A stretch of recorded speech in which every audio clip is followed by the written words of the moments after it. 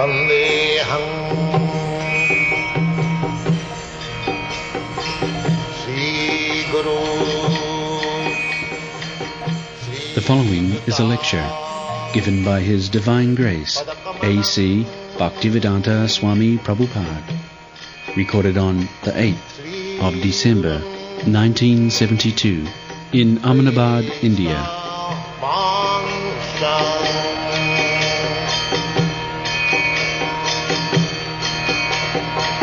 Sri Rupam Chakrajatam Asama Urdha. That is the version. God must be Asama Anurdha. Asama. Nobody is greater than God. Nobody is equal to God. That is God.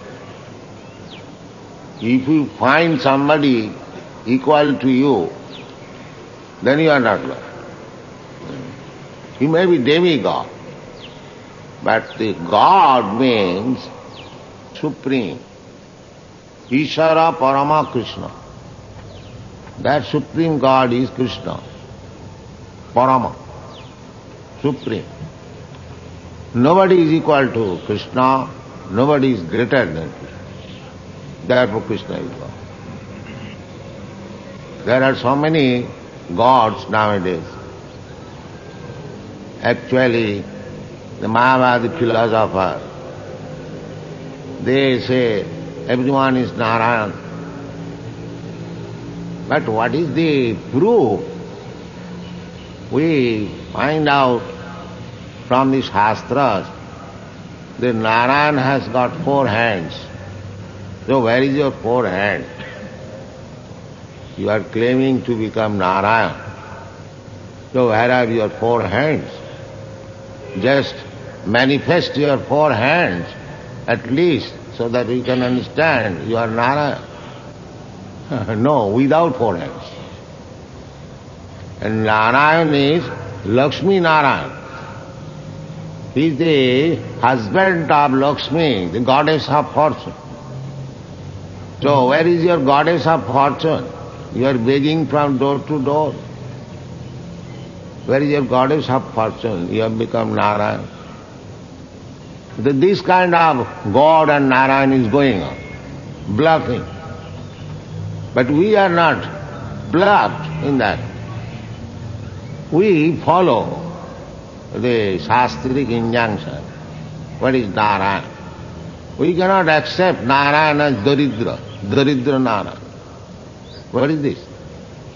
Narayan is the husband of the goddess of fortune, Lakshmi Sahasra Sata Samrama Sivvamanam Govindam Adipurusham Tamaham Bhajami. How Narayan can become Daridra? So these are manufactured words. You cannot find all these words in the Shastra. They are manufactured, concoction. So, we are not concerned with this concoction. Jasasya vidhimutsirya. We must follow the Shastras, the Mahajana. Mahajana jena gatasya pantha. We are not perfect. Therefore, we have to follow the footprints of the perfect. And that is given in the Shastra, whom you have to follow. Sambhu, Narada, Sambhu, Kapila, Kumara, Mano, Prahlada, Janaka, Bhishma, Bali, Vaiyasaki, Bayam. The 12 Mahajans. You follow Lord Brahma, just like we belong to the Brahma Sampradaya, Madhacharya Sampradaya, Madha Gauriya Sampradaya. Chaitanya Mahaprabhu, spiritual master, was Ishwar Puri. Ishwar Puri's spiritual master was Madhavendra Puri, and Madhavendra Puri belonged to the Madhacharya Sampradaya. Therefore, we present ourselves belonging to the Madhva Gauriya Sampradaya. Similarly, from Brahma there is one Sampradaya. Similarly, there is another Sampradaya from Lord Shiva, Rudra Sampradaya. There is another Sampradaya, Kumar Sampradaya, Kumara, Kopila Manu. There is Nimbarka Sampradaya. Similarly, there is another Sampradaya from Lakshmi, Sri Sampradaya, Ramanuja Sampradaya. So we have to understand the philosophy through the Sampradaya. Sampradaya Bihina je mantrasti vifalamata. If you don't accept, in ordinary life also, in political field, to develop, one has to accept a party, this party or that Congress party or Janasangha party or this party. So the aim is the same. Aim is the same to serve the country, to develop your country, but still there are parties. Similarly, the aim is the same, to understand what is our relationship with God. But the development is made by different parties. So, the parties must be bona fide. As Krishna says, his party.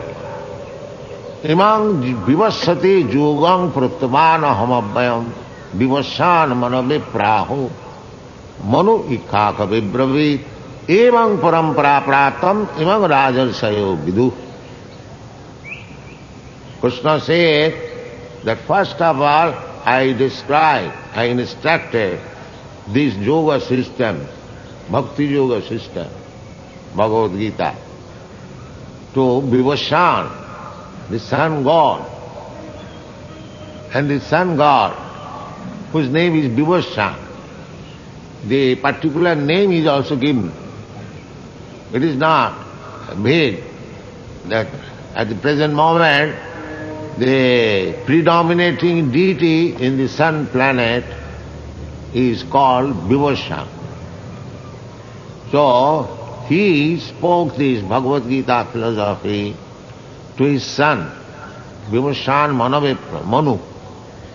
Manu is the original person of the human society. Manushya, man. So Manu spoke to his son Ikkaku, Maharaj Ikkaku. He is the first person of the Surya Vangsha. There are two Kshatriya families, one Chandravangsha coming from the moon and the other from the sun, Vivassan. So, Maharaj Ikkaku is the original personality in the Surya Vangsha Kshatriyas in which Lord Ramchandra appeared. So, in this way, there is parampara system. If we want to understand the real fact, then we must receive from the parampara system. Just like we have got our genealogical table. I understand my great-great-grandfather by the parampara system. Not that I manufacture some name. No. Therefore, Krishna says that Evam parampara prap.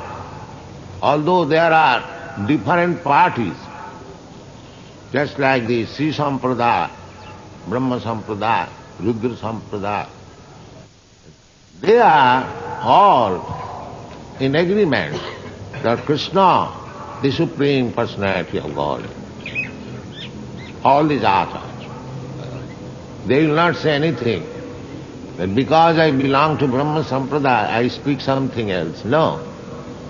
We are all in agreement that Krishnastu Bhagavan Sayam, that is accepted. So Krishna said to Arjuna, Sakalena Juga Nasta Paranta. In course of time, that parampara system has been lost. or broken. Therefore, Krishna said, I am speaking the old truth unto you, so that you begin the parampara system again. So, we have to accept Bhagavad Gita by the parampara system. Even the old system is broken, still it is existing because Krishna is speaking to Arjuna, and we have to understand Bhagavad Gita as Arjuna understood. Then you are in the parampara. And if you understand Bhagavad Gita as some so-called scholar understands, then you are not understanding Bhagavad Gita. You are understanding something nonsense, wasting your time. This is the fact. If you try to understand Bhagavad Gita as Arjuna understood, that is not difficult. The Arjuna's understanding is there in the Bhagavad Gita. So if you follow the footprints of Arjuna, then you are rightly understanding Bhagavad Gita. But if you are following the footprints of some rascal, then you are not understanding Bhagavad Gita. You are understanding something else. This is the secret. Here we have got so many commentaries on Bhagavad Gita. As one thinks, as if Krishna left Bhagavad Gita to be commented by some rascals to understand. Why? He said Bhagavad Gita clearly. Why it is to be interpreted by some rascals? Did Krishna mean that I leave Bhagavad Gita ambiguous and some learned scholar will come, he will explain? What is the nonsense? Everything is clear. Bhagavad Gita, in the beginning, it is said that Dharma Kshetri, Kurukshetri, Samovita Judutsava, Mamaka Pandavastaiva, Kimapurvata Sanya. Now why it should be interpreted? Dharma Kshetra means this, Kurukshetra means this, Pandava means this. Why? It is clear. Kurukshetra is still existing, everyone knows. And that is Dharma Kshetra, everyone knows. It is not known now from the Vedic age. Kurukshetra Dharma Macharet. Still people go there for performing ritualistic ceremonies. So, Kurukshetra is still there and it is Dharma Kshetra from time immemorial. Why it should be interpreted that Kurukshetra means this and Dharma Kshetra means this? Why? Where is the dictionary? But because one has got some whims, he wants to fulfill his whim on the authority of Bhagavad Gita, he interprets in a different way. Therefore, we are presenting Bhagavad Gita as it is, without nonsensically interpreting. Therefore, it is being effective. Before me, many Swamis went to the Western countries to preach this Bhagavad Gita. Not a single person became a devotee of Krishna. Not a single person. There is not in the history. And now, Bhagavad Gita is being presented as it is. Thousands are becoming devotees of Krishna. This is the secret. People give me credit that Swamiji have done wonderful. Nobody could do it. I am not a wonderful man. Neither I do know anything magic. I have presented Bhagavad Gita as it is. That's all. This is the secret. Anyone can do that. You present the thing as it is. Don't adulterate it. Then it will be accepted. Just like Paramanna, Kheer. Kheer is very nice food. But if you adulterate it with some grains of sand, it is spoiled. It is spoiled. So that was being done. Bhagavad Gita is the science of God, the spiritual science. We do not present Bhagavad Gita with some adulteration. Krishna says, Bhaktosi, Priyosi, Arjuna. Krishna is instructing Arjuna to begin the parampara system because the parampara system was supposed to be broken. People misunderstood, or somewhere or other it was broken, as it is going on now also. The Krishna said that I shall speak to you this same old philosophy of Bhagavad Gita again. Why unto me? Why Krishna selected Arjuna? There are many others, learned scholars.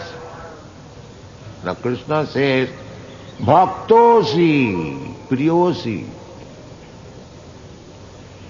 Now, as a military man, Arjuna was a military man. He was not a Vedantist. He was a Grihastha, not even a sannyasi. Why Krishna selected to instruct Arjuna as the disciple of the renovated parampara system? That is also spoken by Krishna. Bhaktosi, Priyosi, rahasam etad uttamam. Because you are my dear friend, because you are my devotee, you can understand the mysteries of Bhagavad Gita. Krishna did not select a so-called Vedantist to understand Bhagavad Gita. Because Arjuna was not a Vedantist. He was a military man. He is not supposed to become a great philosopher. He was a Grihastha. But the real qualification is to become a devotee of Krishna. Then one can understand what is Bhagavad Gita. Not by so-called knowledge. No. Knowledge is not perfect unless one understands Krishna. That is not knowledge. It is still illusion. Therefore in the Bhagavad Gita it is said, Bahunam janmanam ante jnanavan mang prabadhat. Mang prabadhat. Surrenders unto me. Vasudeva sarvamiti sa mahatma sudurlabha. When one understands Krishna, Vasudeva, as everything, as the origin of everything, janmadasya jataha, then his knowledge is perfect. And so long he is hovering here and there, without any understanding of Krishna, his knowledge is not perfect. That perfection of knowledge is attained, as it is described by Krishna, Bahunam Janmanamant. So, Bhagavad Gita is to be understood by the parampara system. Sri Bhagavan Uvacha, Krishna is the Supreme Personality of Godhead, Bhagavan, Sarisajya Purna. He has no defects because he is in full knowledge.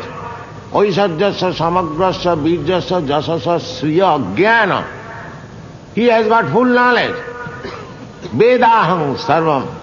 He says, I know past, present, future, everything. This past, present and future knowledge, how Krishna knew, that was also proved. When Krishna said that I spoke this philosophy to Vivasvan. Vivasvan means to the sun god in the beginning, before Manu. That means about 40,000 millions of years, according to Manu Samhita.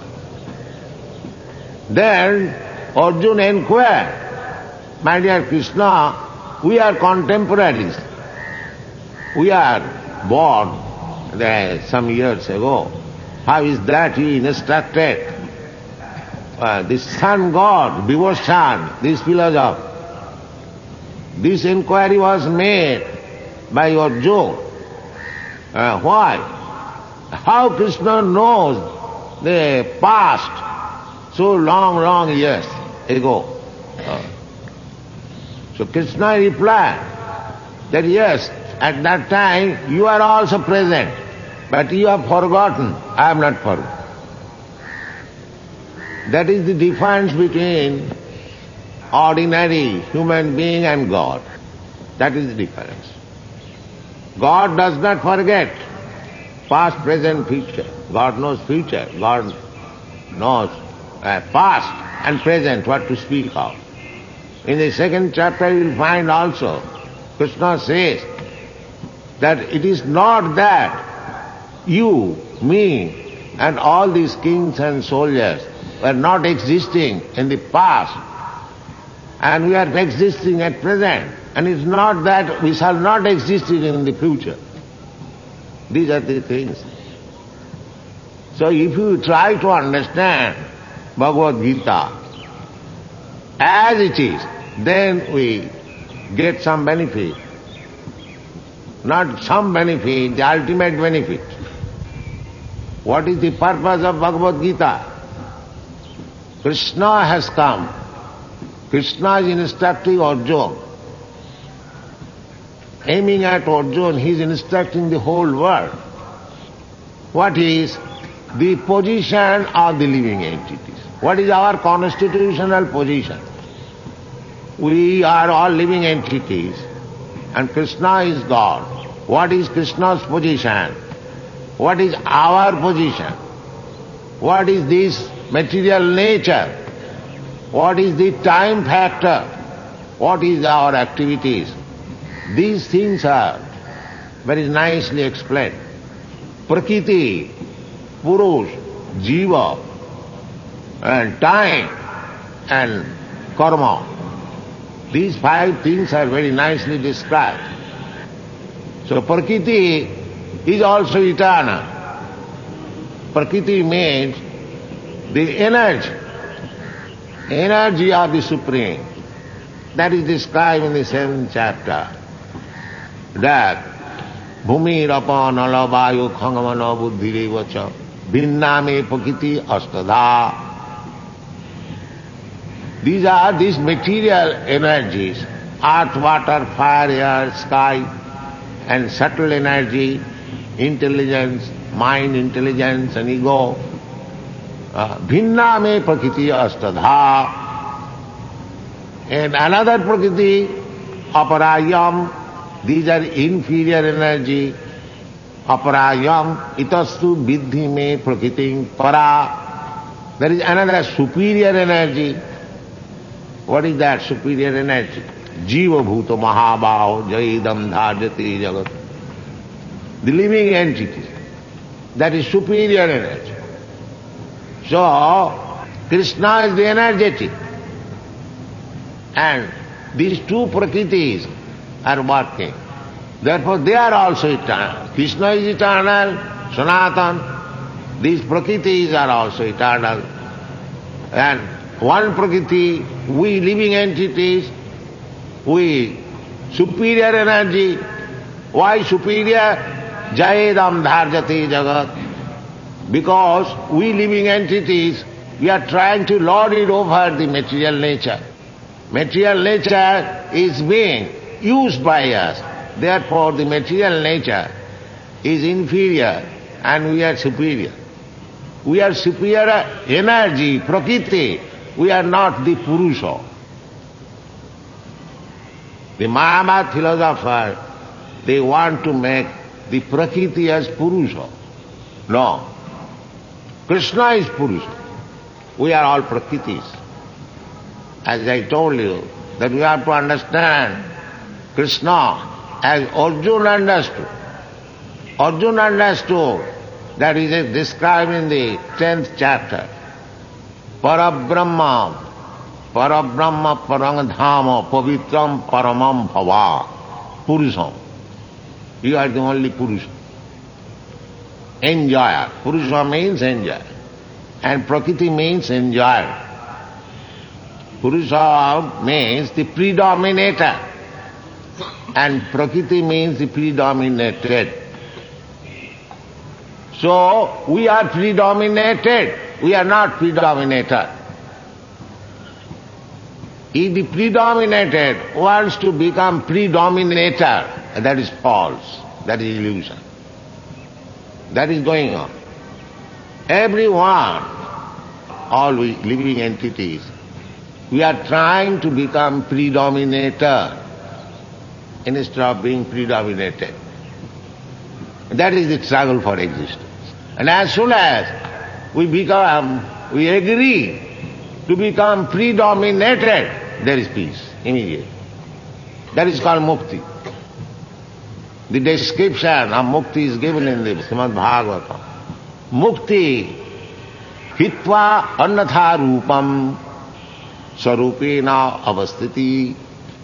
That is mukti. Mukti means if you give up the artificial endeavor to become predominator and become situated in your original position, being predominated, that is called mukti. We can very easily understand. Artificially, suppose a woman is trying to become man artificially. How long it will go on? How she can be happy? That is not possible. Actually, in the Western countries at least, we see that the woman class, they want equal rights with man. And there is no distinction. But it is my experience, the woman class, they are not happy in the Western country. And still, in our country, although we are so fallen, still our woman class remains satisfied being predominated. They are happy. They are happy. That is my practical experience. So I do not wish to discuss this point very much, but according to our Manu Samhita, it is said that woman should not be free. Na satantatam arhati. Satantata is not allowed to the woman class. Actually, we have seen by experience, those who are under the domination of the father, when still they are not married, they are happy.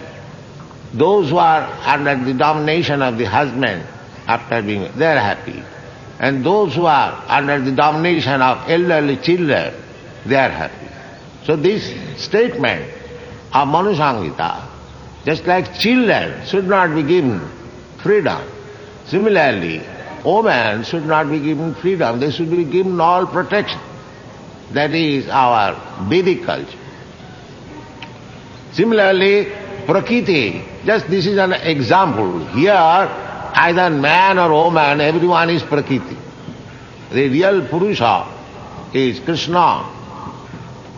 There is a nice example when Rupa Goswami was there in Vrindavan, in his bhajan.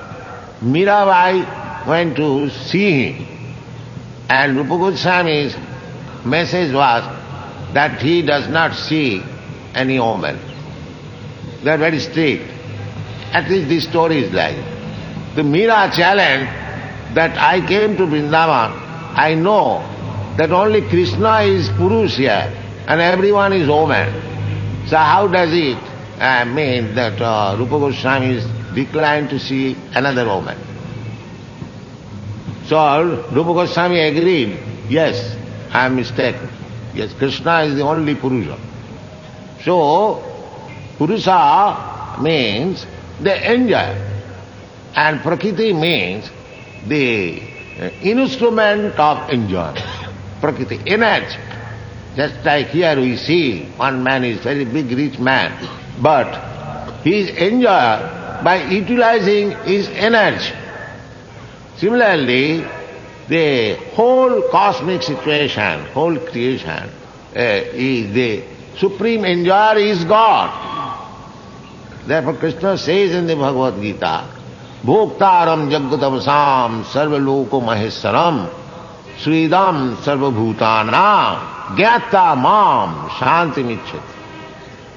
If we want really peace, then we should understand these three things. The Krishna, the Supreme Personality of Godhead, is the enjoyer. We have to serve him for his enjoyment. That is called devotional service, transcendental loving service. Just like the master is there, and for his enjoyment there are so many servants, they are engaged in his service. That is our position. Mamaivangsha jiva bhuta. You take in so many ways. Our position is to serve Krishna, and by his pleasure we shall be pleased. There are so many instances. Yatha tarodmula nisechanena tippanti tattanna bhujopasakha pranopaharat jathindriyana tatha sarvahanam achyutaijya. Just like if you pour water in the root of the tree, all the branches, twigs, flowers, leaves, everything becomes nourished automatically. Similarly, if you put foodstuff on the stomach, then all the indriyas, all the different limbs and parts of the body automatically become nourished. Similarly, Krishna is the origin of everything, root. Aham adidhi devana. Aham sarvasya prabhava matta sarvam pravartate. Therefore, if we try to understand Krishna, if we try to serve Krishna, then our life will be successful. Otherwise, no, that is not possible. So this Krishna consciousness movement, we are preaching all over the world, that Krishna is the origin. The Vedanta says the absolute truth is that from whom everything is emanated, Janmadasya Jata. And it is accepted by everyone. Krishna is the Mool Purusha, the original person. Brahma says in his Brahma Samhita, Brahma is supposed to be the original person within this universe. He accepts Krishna, Sarva Karana Karanam, Ishara Parama Krishna, Sachidananda Vigraha, Anadi Radhi Govinda, Sarva Karana Karanam. So this Krishna philosophy means to understand Krishna as he is, without any interpretation. And if we actually understand Krishna, then our life is successful. What is the mission of our life? The mission of life is to get out of the cycle of birth and death and old age and disease. That means to cease accepting material body one after another. That is going on. We are wandering throughout the whole universe, in different planets and different species of life. We are spirit soul. We don't require to accept this material body, but we have accepted it somehow or other. Dehinasmin jatha dehi kaumaram jovanam jara tatha dehantaram prapti. In this way you are wandering throughout the whole universe. But if we want to stop it, if we want to become again originally situated in our constitutional position, then we must understand Bhagavad Gita as it is. We must try to understand Krishna as he is. Then our life will be successful. Takta dehang punarjanma naiti mameti konte. Go back to home, go back to God. This is very simple philosophy. And everything is explained in the Bhagavad Gita. If we are fortunate enough, we should study Bhagavad Gita as it is, and then we become successful in the mission of our life. Thank you very much. Hare Krishna.